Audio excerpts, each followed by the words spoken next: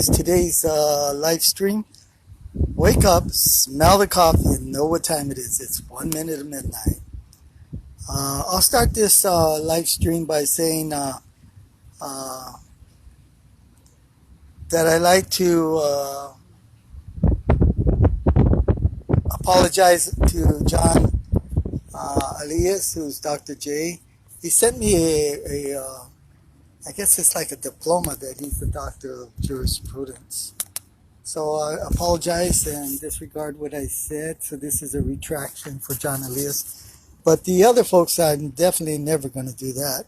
Last night, I went on the UFO, not UFO, but I went on YouTube. And I saw that Stephen Greer posted another thing, my material. His title is, "If I Tell You, I Will Get Killed." Now, and he has a photo of himself on there. It's a short, 20 minutes. I don't know how many minutes. But he talks about doing it yourself, how to remote view. And word for word is everything that I told Jim how to remote view. The only reason I didn't go public with it, I was saving it for my book and also for a television show. But Jim Martin definitely recorded it and gave it to him word for word, and he said it out there as if it was his material, which it wasn't. He stole it, and Jim stole it from me. So I'll let you know, because I taught other people. It's not coming from Stephen Greer's head. It's coming from me, Robert Bingham, the summoner. I'm very knowledgeable in the UFO community, in UFOs and terrestrials. They work with me. They work very good with me. But the only thing is I don't have the resources. The UFO community won't put me out there on a platform because I'm real. I'm not just making things up and stealing people's material. It all comes from me, which is handed to me from the the Galactic Federation. So again, Stephen Greer stole that material. That's just another one of the things he stole. I won't be talking about anything more about that unless they put out more of my material out there, which I'm sure they are. Today, I'm going to show you something.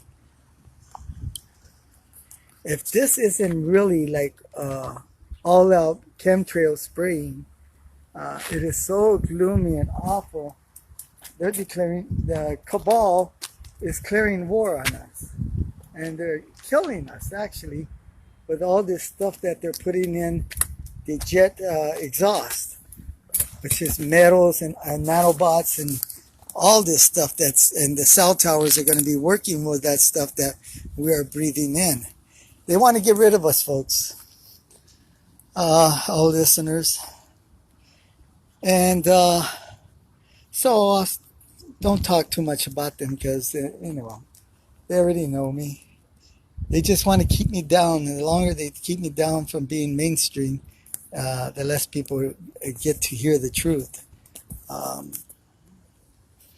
So I'm going to summon right now, and despite it being so ugly, yesterday I came up here on the roof, and about 45 minutes after I sat down, I was looking south a little bit, and one just popped out of another dimension. And it was like 3 orbs. They were red and white. And the white, it went south. It started heading south. Now, what balloon, if it was balloons you say, it was heading south, going at a good pace, and then it turned around, and I called it, and it came back to me. I couldn't capture it with my video camera, but I caught a lot of still shots. And you'll be seeing them in my next upload. But today I'm just going to go right now to summoning, and I'm going to show you how I do it. Okay? Now, I look up there for the clearest spot in front of me, and I look up there and I tensely look with my eyes as deep as I can penetrate up in space. And then I telepathically call them to come down and begin to communicate with me. And as they have for many years, they know me very well. So I'm going to do that now. So I'm looking very, and you don't have to do it so intensely. You might think you have to be a half hour doing it, but you don't. I'd spend about the most 3 minutes. And if nothing comes, you do it again. Uh, I'm telling them right now to come and to give us a great visitation that I could film. And I've been working with them for years. And that's all I do. God, or the Creator, made it very simple for us. He doesn't make things really difficult. Men make things difficult because they want to sell you some snake oil. Uh, but anyway, I won't talk too much about that. But it takes energy out of me when I call them. I also discovered another thing.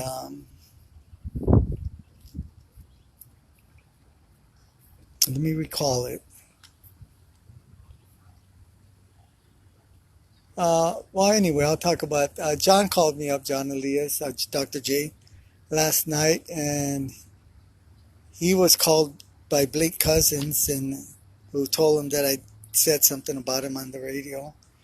And that's okay. That's all fair, you know. I did. I told John that I did talk about him, and but everything seems to be back in order.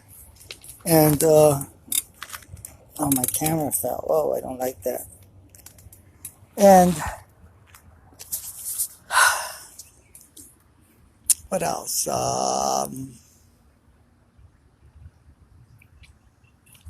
Let me put it back out there. I had something very important to say.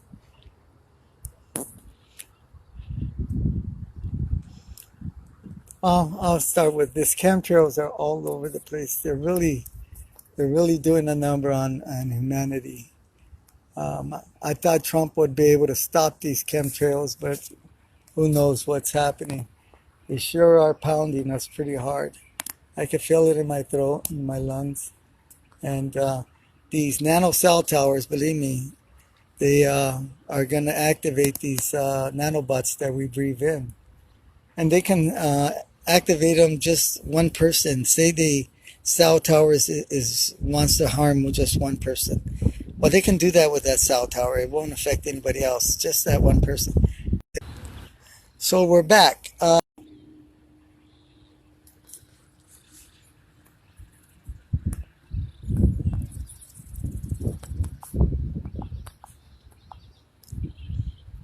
Anyway, yeah, they weaponized it with nanobots. When they went nano, they opened up a genie that they can't close no more. Nanotechnology, you can't even invest in the stock market, and it is so secretive. And the only one doing it is the deep state and the deep underground military complex called DARPA. What else?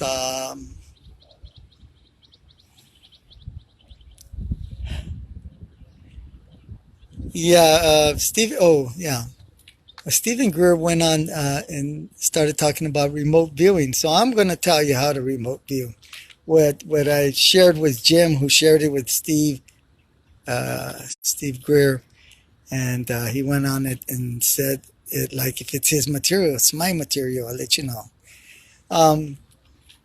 Back in the 50s, I believe the CIA or OSS was working on a thing called Stargate, and they would use their subjects they would use for the Stargate project, which is remote viewing, where they would look for veterans that had head injuries, and they would use them. And so they would have a lifeguard next to him, a person to pull him out of the hypnotic state of remote viewing if he was to get in trouble, like be in another dimension where he's remote viewing, and say he lands in an ocean with water and he'll drown. So they have to pull him out of that trance. Because you got to remember, going back in time or forward in time and all that is remote viewing.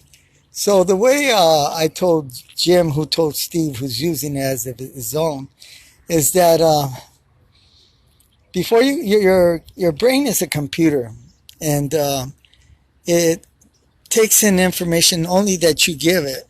So if you give it positive, whatever information you get, it doesn't really analyze. It just completes the task. So before you go to bed, you tell your brain that to perform a function, which would be to wake up inside your dream. And they got a movie called Inception with Leonardo DiCaprio. And L. Ron Hubbard worked for Naval Intelligence, and so he understood Stargate, but he packaged it up as Dynetics. And he just repackaged it, named it different things, and I don't think you truly ever get to the point where you can remote view. You might get a little bit, but because they don't want you to remote view. So I told Jim that you tell your brain before you go to bed every night to wake up in your dream, and that you want to navigate the dream as if you're awake, and you can create, like a producer and a director, you can create whatever you want in front of you. You're like the movie producer, creator of DreamWorks, or not DreamWorks, the Dream Factory. And so I explained that that's how you remote view. You can astral travel back and forth, and you can also see your past lives. So you learn this and by telling your brain, which you got to do constantly every night, and then you get a little bit at a time. You won't get too much where you can't really navigate it. You'll learn little by little. That's how perfect this thing is, remote viewing. That's how simple it is. Well, Stephen Greer went out there and did a video claiming it. That's his, the way he thinks, which Jim Martin gave it to him and produced that little 30-minute thing. So they're coming, they're still, I mean, Jim's got a lot of my information, and he's giving it to Stephen Greer as if it's his own. Well, okay. Well, if we ever have to go to court, I'll prove it. Because I know Jim was recording me all that time, and I asked him, hey, are you recording what I'm talking about? Because I don't want you to record. Oh, no, I'm not. But he was, because it was word for word that Steve said, almost word for word. And then Steve throws in those big words, and he tries to make it real scientific because he's a doctor. And so, yeah, I'm a simple guy, and I could tell you very simply how to do it. Anyway, enough of that. I'm tired of that, but that's the way it is. That's the truth, folks.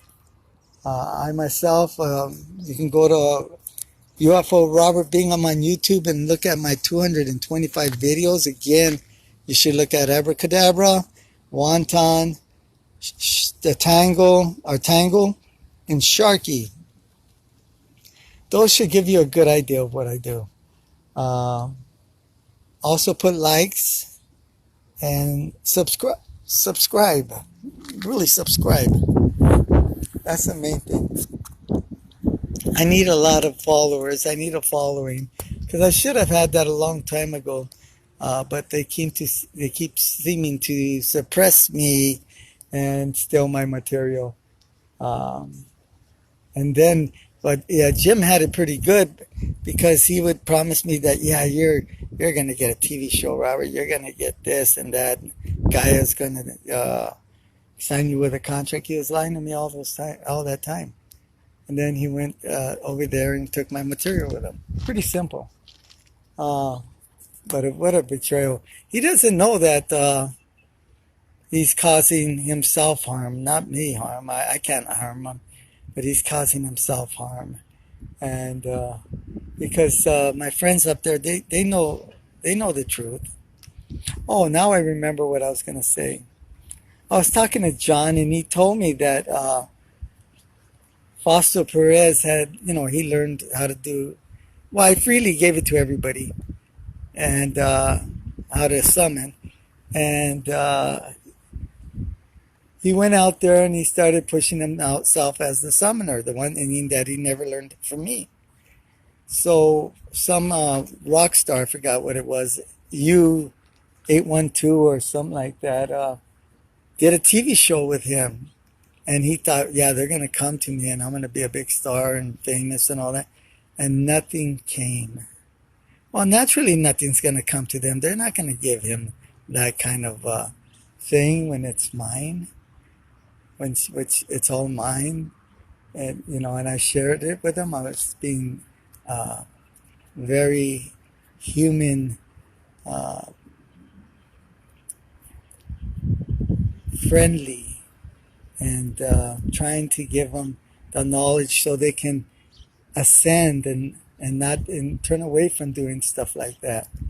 It wasn't anything else. I wasn't about getting famous and a TV show.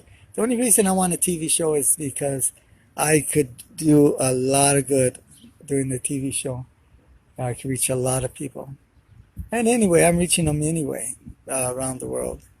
So there we go. So I'm going to look again and see.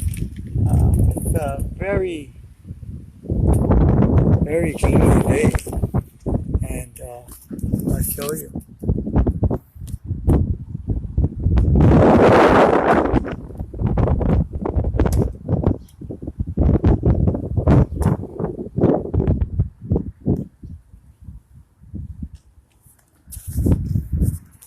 So, I don't hesitate when I say I'm going to do an event or do something, no matter what the weather is, I'll do it. I will never cancel out. I will never cancel out unless the government puts out the law that you cannot do it.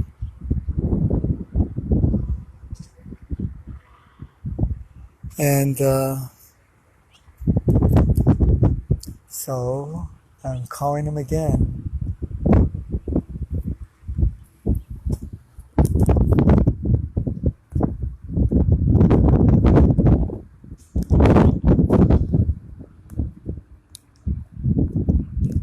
Hi Angela.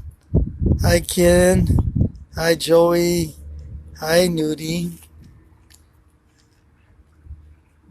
And hi James. Hi Ron. Hi Andrew. Hi Antonor. Hi Andrew again and Nudie. And hi Jay. And hi Zena. And hi Vivian and Zena. Yay, I'm glad you guys, folks are all watching. And the climax of this, the ultimate of doing something like that is when they come in. Yesterday, like I said, it took 45 minutes and I saw them just pop out of another dimension. Blam! And you know how great it is to see something like that?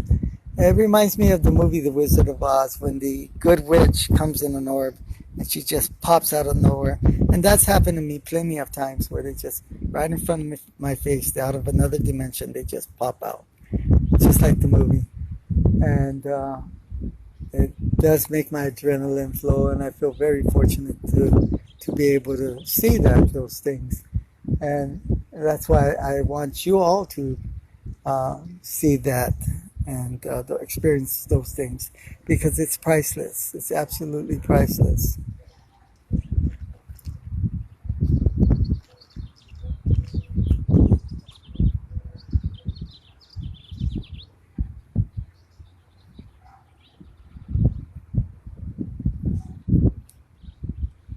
I'm going to clear it up here. Let's see.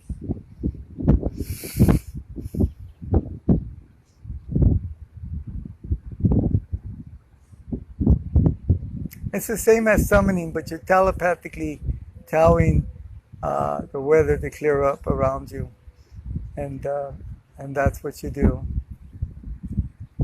So I already did that. Let's see what happens.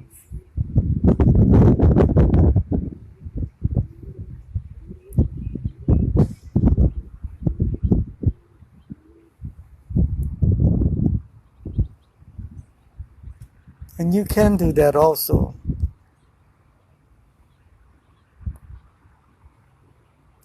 And it reminds me of how the Indians used to do the rain dance and tell it to rain, but that's the way they did it. They did it that way. I can't say that it's wrong or anything, but I believe you could just simply ask for it.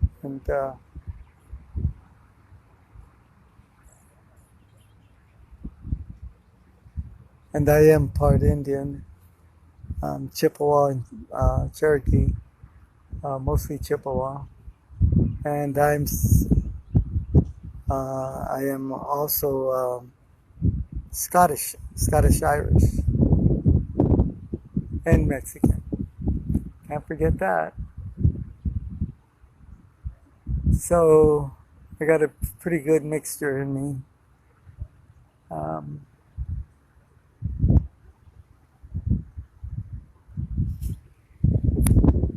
So I'm learning Spanish now, and picking it up, and should have known it a long time ago. But the reason why I cannot speak Spanish is that I'll let you know both my parents were deaf and mute. They could not hear or talk.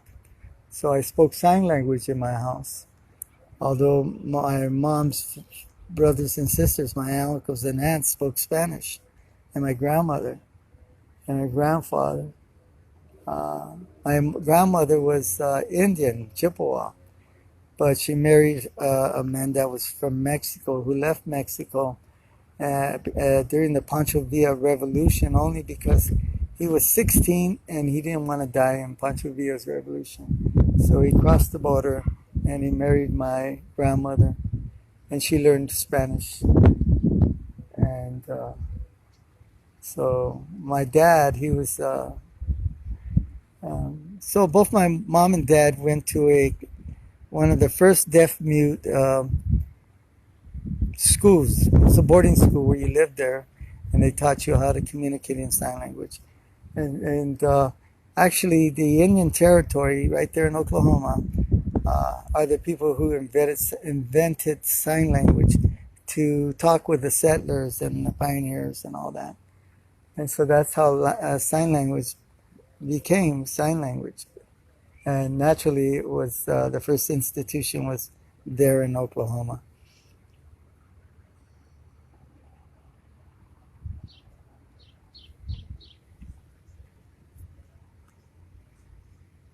I'm learning more and more about me. So, when I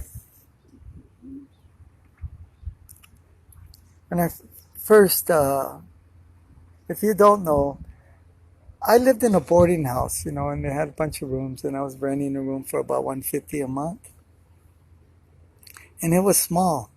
And there was a bigger room next to me, but this other guy was renting. I forgot his name. The manager told me he's moving out, Robert, and I said, because I had told the manager before I need to get a bigger room, and so he said, I will show it to you later. So I went in there, and that's naturally this woman downstairs who had a big place. She was being a metiche, and she went up there to be nosy and find out the information so she could pass it along to one of her raza, so they could get the room. And so I went over there, and she was in there sitting on the chair, and Jaime was there. And it was the Santa Ana winds were blowing in. This was a pretty nice room with a balcony on the second floor. And this is an old Victorian home. Believe me, Victorian. And so the doors were open to the balcony, these old antique doors. And the wind was blowing, and Jaime said, it's a spooky night. And I said, oh, we're going to see some aliens. But I didn't know why I told him that when I was returning to my room. Because I told him, when you're done with Meche, that's the woman's name, I'll come back and I'll look at the room, Jaime. So apparently she left, and he called me over. So I started checking the closet space and he went out on the porch and he is yelling to me inside the house that there's an alien walking down the street. Well, and I thought, well, what is he doing saying that? And he was saying it pretty loud, like pretty urgent. I said, come on, Jaime, stop fooling around. He goes, no, there's an alien coming down the street. And Jaime doesn't speak English very well, so I went over there, and sure enough, it wasn't an alien. It was a spacecraft about 20 feet long. It was all in diamond facets in black. And it was coming down the street at a 2-story level, and it was coming my way.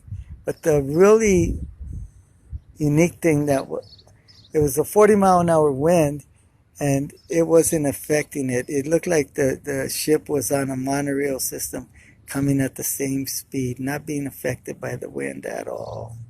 Like physics didn't affect it, man. It was like, I don't know what to tell you. This world does not affect it. And so it came down the street and went right in front of me. And when it went in front of me, it changed. The color was more like a navy gray that you see on a naval ship, a battleship or something. It was gray. And then it turned and it went around me and went over the roof. And wow, I still won't talk about that today. But that really happened. So I realized I called it in when I said we were going to see a terrestrial. So I did that again with my girlfriend's grandson, which I call my step-grandson. And I took him fishing, and I said, Adrian, do you want to see a UFO? And he's like 4 years old or something like that, 5. And he's got a fishing pole. And he's got glasses because he has very bad eyes. And he said, yeah. And so I said, watch this. You see those clouds? I'm going to call them. And sure enough, I called a UFO, and I told the UFO to bounce around the cloud like a cursor on your monitor. When you get your mouse and move it around, it moves like that, right? I wanted them to do maneuvers like that. And they did. They did exactly like that. And Adrian got to see that. So Adrian was my little protege right there. And so that's what I'll share with you. See, I've got all kinds of stories, but they're not stories. They're true stories. Really happened.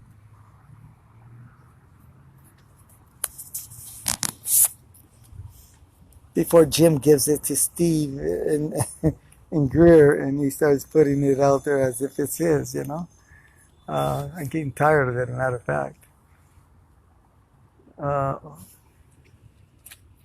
Oh, I see something. Wait, no, that's not it. There's this plane out there, and he's going super, super slow. Kind of strange. But it's getting gloom, and I'm trying to clear it up.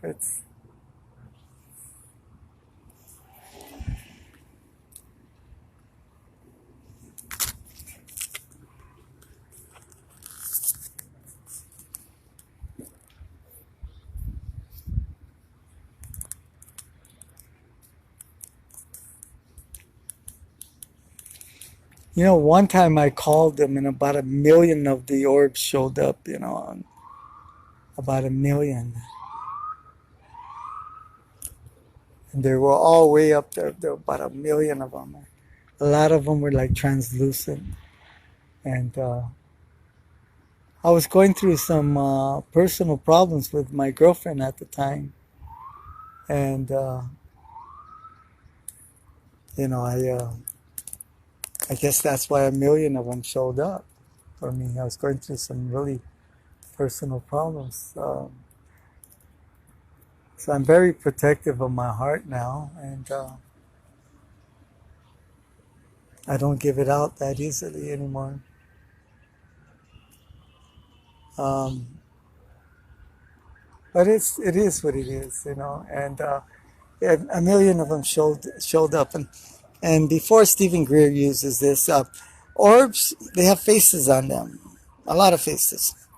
And they have a lot of little orbs in them. And that's how Jim got that, because I told him about them carrying little orbs. And so he got all that information from me, which I got from doing 24 years of research on them and filming them, and them letting me see all this. So just want to make that clear.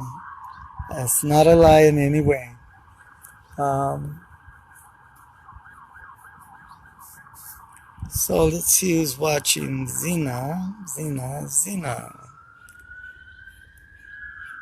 Benjamin, and Missy. Okay.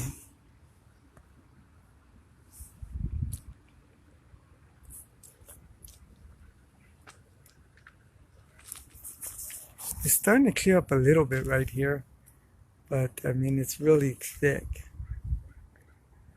And I want to see what they would do uh, to really, the stuff, these nanobots that are in the sky, they get in us, and they also get on the orbs. So that's how they try to battle killing the benevolent orbs, because the nanobots get in there, and they it's just like anything else. They try to destroy the orbs, which are living things. They're mechanical, but yet they're biological, kind of. So it's a mixture of both. It's total. Went into this before. We are AI. So are the orbs. They're AI, artificial intelligence, and they're created by the creators. And I know you might think that I'm doing blasphemy, but I'm not. I'm just expressing myself, the viewpoint of what's the big picture here. Look at it, starting to clear up right here in front of me. So let's see. I say a lot of things, and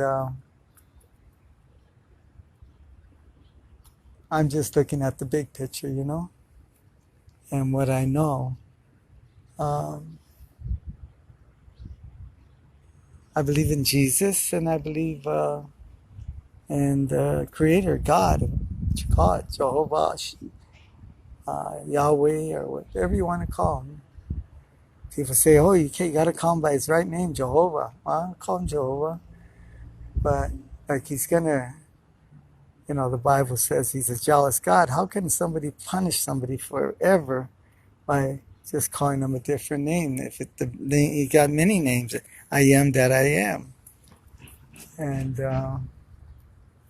so there we go. Just to clarify that I do believe in God, and I know that Satan does exist, and all of this is real, and angels. But the way I perceive it is probably in a lot more truthful way. What's out there, and the powers that be, the Vatican and other powers that be, they know the truth, but they got it locked up in their vaults. Why? Why won't they share the truth with the masses, the people that are all around the world?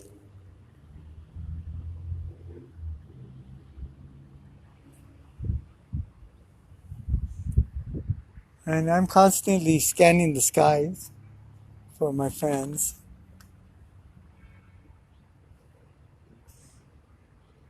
Somebody asked on a comment, do you know who flies these ships?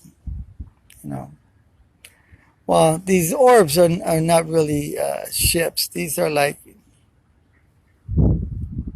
the beings themselves, ships are up there that are giant, and they have personnel on board, but and they fly it, but everything is so precise in the way they navigate and do things. It's precise, like I said, to the nano things. They're precise. They don't wobble around and all that like you see on Billy Myers' films, they don't operate like that, man. They really operate precisely, and because I've seen it. So there we go. This information all pumped out to you folks by these UFO communities, And again, I'm not going to want to talk about that because I don't want to, but I want to tell you the truth out there if you're listening.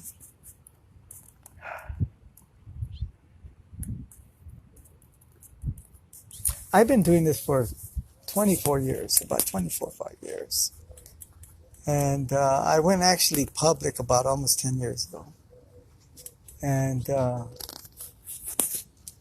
so for the first 14 years, I would say that I was collecting information. I really didn't want to go public because, I just didn't want the scrutiny and the ridicule and all of that goes with going public.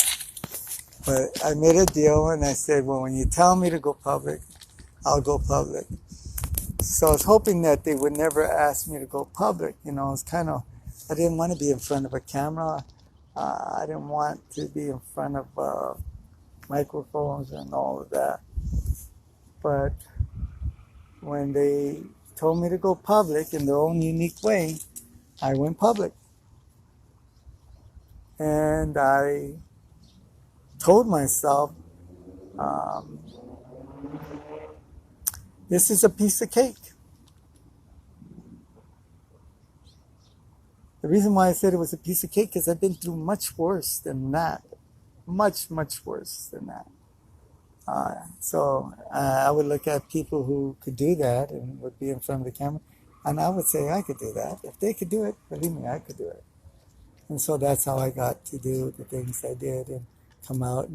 And I even came out in the New York Times. And then Jim and his people, they got the reporter and they tried to hijack that, that the New York Times came to me and they did more on Jim and them people than me because they hijacked the reporter. Now, it's just like that. That's how it's what I'm dealing with, So I never want to be in that position again of people doing that to me. But they did say it was me and certain things, but the reporter didn't interview me very long. She interviewed Jim and all those people a whole long time. But that's because as I was busy running my event, they were busy hijacking her, so to speak, hijacking her to do a thing like that because the day after the event, and I did some really miracle stuff.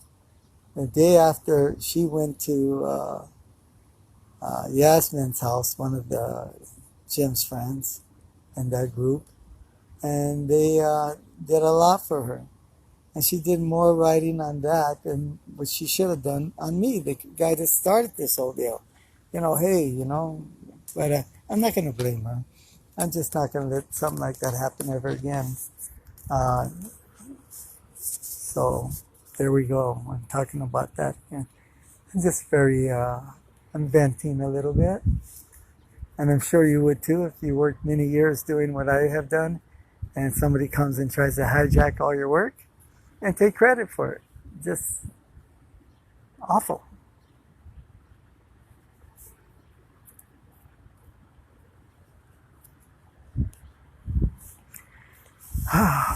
Oh, wow.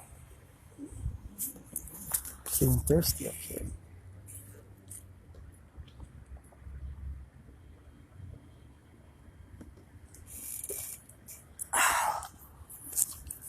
So I'll be up here an hour. Got 20 more minutes. And if nothing comes, I'm going to just close the live stream and manifest a better day for Saturday.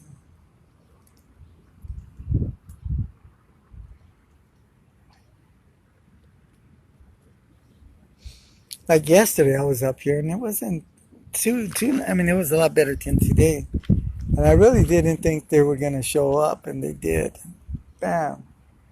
And so I can never discount it. They have their own reasons why it takes a long time sometimes, and then sometimes they're there like an instantaneous, right there. Bam. Um,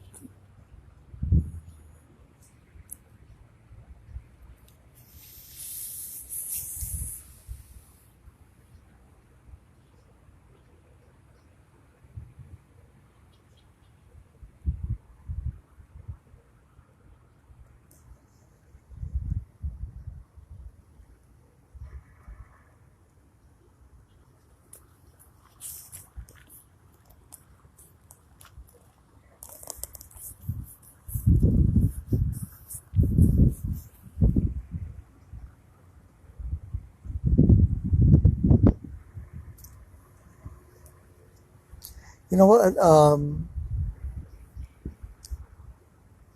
I was a lot. I was naive a whole lot, and so and it was just because I believed in trusted people, and boy, believe me, can't do that anymore. Um, so over the years, I've learned one thing is that I can't change anybody, and they are who they are, and their true colors will come out, and that's the whole deal.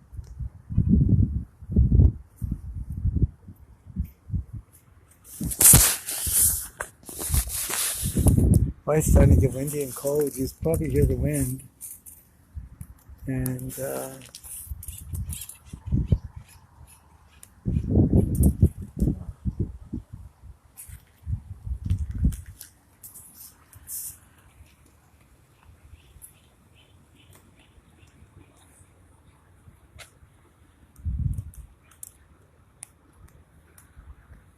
if you look everywhere, there's no blue except right in front of me.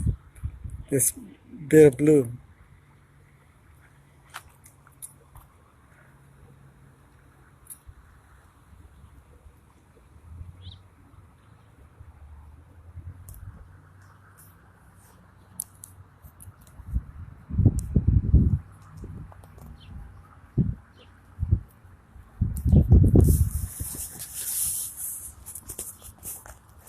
You know, I discovered that the sun has a thing, the rays of the sun. Really, the sun is a giant computer.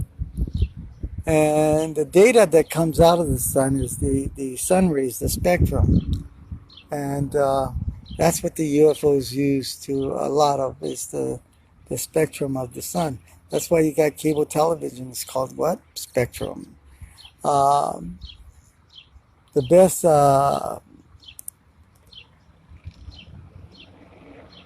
protection for a computer and banks and everything is spectrum codes. Um, so I came out years ago saying that there's a sun index code from the rays, which is the spectrum, and that it has all these different things that if you knew how to, if you had the manual for like the UFOs do, you could do all sorts of things. So I thought I'd tell you before Steve and Jim run with that. It's called the sun. And you know, there was a science magazine, and a scientist came out, and he vouched for my knowledge on the spectrum code, the sun index code. And apparently there's science research labs working on that. So I thought I'd give it to you folks first before, like I said, came out with it. And now I'm forced to give out a lot of my secrets that I told Jim, because he's going to give them to Steven, and they're going to try to profit off of it and all that sort of thing. It gets a little tiring being sitting down here and looking up in the sky. And I'm really excited that they're going to do something right now for me.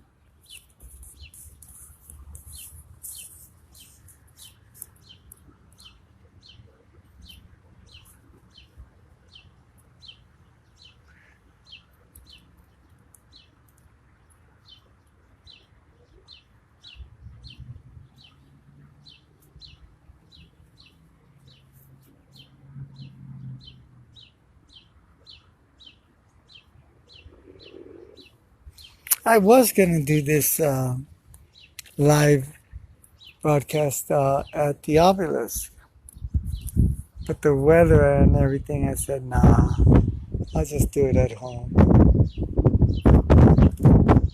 And voila, I'm here.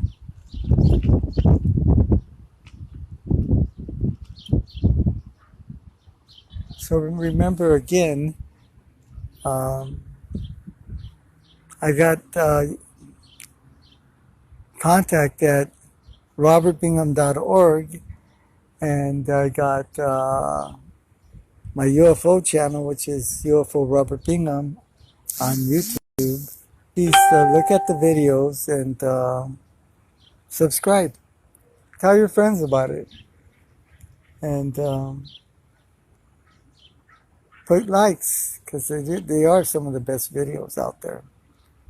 You got to really put time into it to understand my work, my body of work. Can't make a hasty judgment. You have to really look at what I'm putting out there.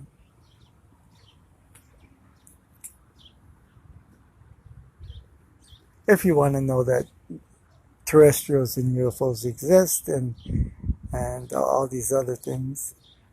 And I told you I time traveled, and I'm going to tell you about my time travel experience. In the near future, I'll be talking about that. So you can time travel. It is there. I've experienced it. And it's so awesome. I wish I could do it every day.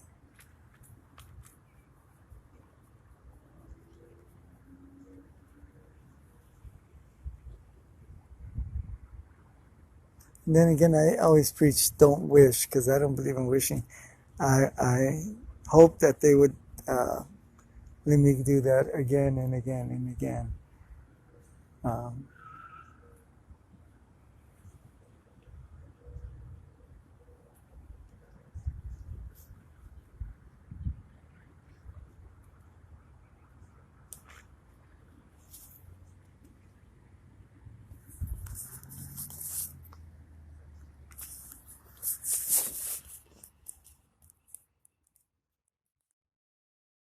My phone ran out of power. I'm sorry. I didn't have it fully charged. I had it about 65%. Thought I could get through the hour, but it ran out of power. So nothing did show up, and so I'm going to close this live stream by saying, wake up, smell the coffee, and know what time it is. See you, listeners, on Saturday at 4 o'clock. Thank you for listening, and looking forward again to Saturday. Thank you. Bye.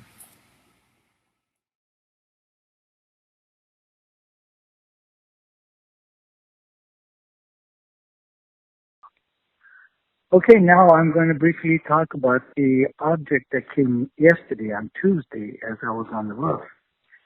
And I told you that this object just popped out of from nowhere, it just came up from another dimension.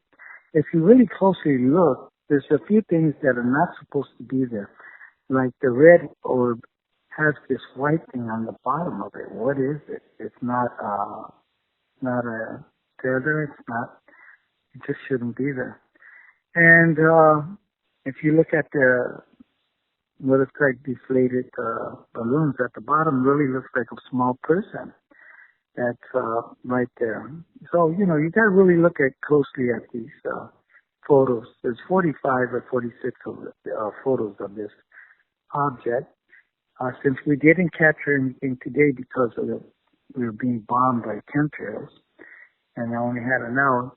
So, usually almost 99% I always get something, but today it's just not the weather for it. So I'd like to leave you with these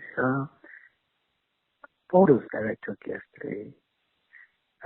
Comment and put likes or dislikes, whatever you choose to do so, and watch the photos very carefully.